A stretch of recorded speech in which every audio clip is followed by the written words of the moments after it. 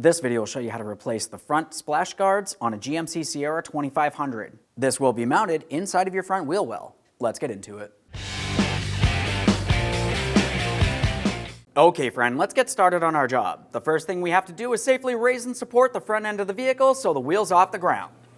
Once you've done that, if you have a hubcap, we're going to remove that. That can be done using a 22mm socket. After that, we'll remove all 8 of our 22mm lug nuts as well so we can remove the wheel.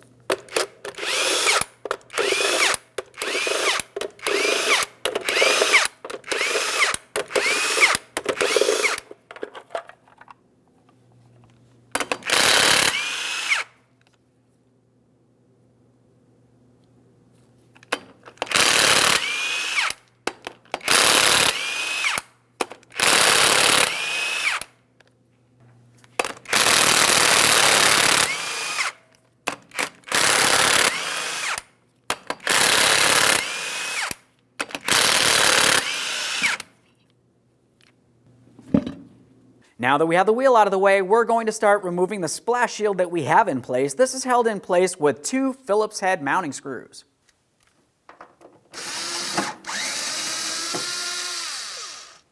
Just a quick inspection of the hardware. Our new kit comes with new hardware.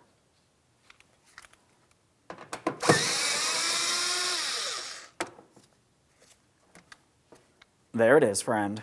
Now that we have that out of place, we need to start dislodging our inside fender liner. To do that, you're going to find that you have a couple push clips down along the bottom and then some 7mm headed mounting bolts. For these push clips, I'm going to be using a trim tool. You can also use a flat blade screwdriver. On these push clips, I'm going to carefully start dislodging the center to unlock it, and then I can remove the entire thing. A quick inspection will set it aside.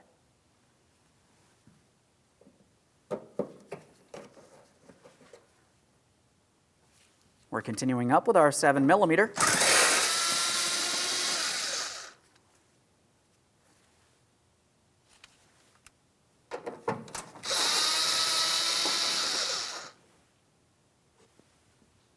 So now that we have this dislodged, we're going to continue on to cleaning the mounting area. Of course, we have our fender liner. Just go ahead and give that a quick wipe. Make sure it's not damaged. Behind that, you have the fender of your vehicle. We're going to wipe this down. While I still have this pulled away, let's talk about the mounting areas for our brand new splash guard. We're going to use the original mounting bolt ports that are on the fender, but we also want to be able to use the areas that we had our push pins, so we need to know exactly where those are. Now with that said, we're going to start bringing this down into the original position. We're going to take our splash guard, bring it over towards the vehicle, and at that point you need to make sure you have it aligned in the area that covers the width of the tire and of course is parallel to the ground. You don't want it at an angle. Now we can continue on with the installation of our new splash guard. When we go to bring this in position, I have already told you that you want to make sure you have it at the proper area width-wise and of course level with the ground. The next thing we have to focus on is where the mounting bolts are going to be. We're going to have to install our brand new mounting bolts through the brand new splash guard, so we have to make new holes, but they need to be aligned with the areas on the body of the vehicle itself. When you have it in place, let's just go ahead and start those screws straight on through. And of course, we have the emblem facing towards the rear of the vehicle. So I've got my Phillips head screw directly on my driver here. I'm making a clear marking. Let's double check to make sure it's aligned with where I personally want it. Of course, this is all preference here.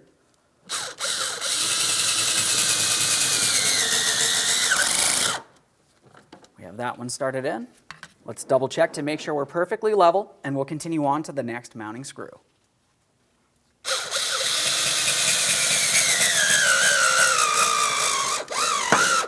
Okay, let's just make sure that looks like it's lined up. Continue on driving it in. Might not work.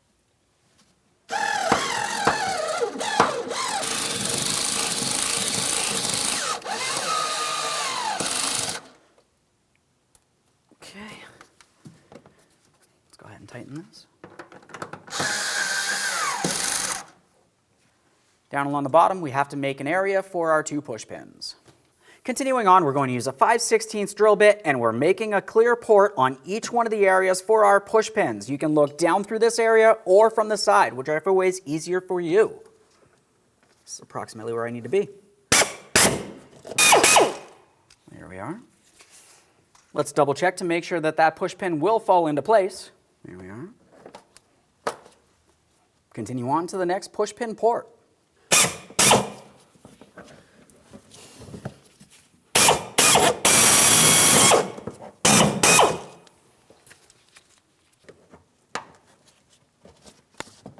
Okay. Double check to make sure that's properly secured in place. Okay, friend, we showed you how to install your splash guard on one side of the vehicle. The process for one side of the vehicle will be the same as the other. Now it's time to reinstall that wheel.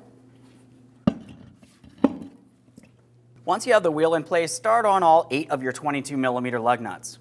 We're going to lightly bottom them out. We'll get the wheel safely back down on the ground and then torque each of them to 140 foot-pounds.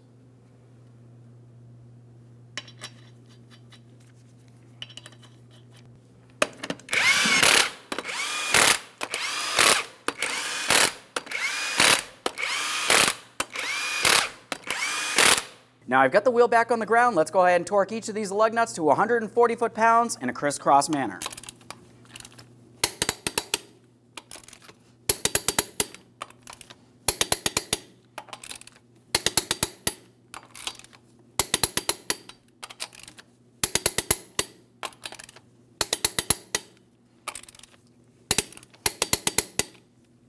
Torqued. If you have a center cover, install that now. We'll get the center cover in place. We're starting on each one of our caps using our 22mm socket here. Just snug them up.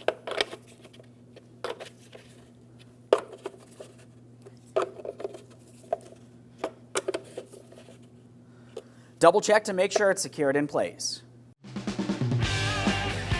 When only the best will do, demand TRQ. The only company that lets you view before you do. TRQ is committed to offering the highest quality aftermarket auto parts that are engineered for peace of mind. Thanks for using and viewing with TRQ.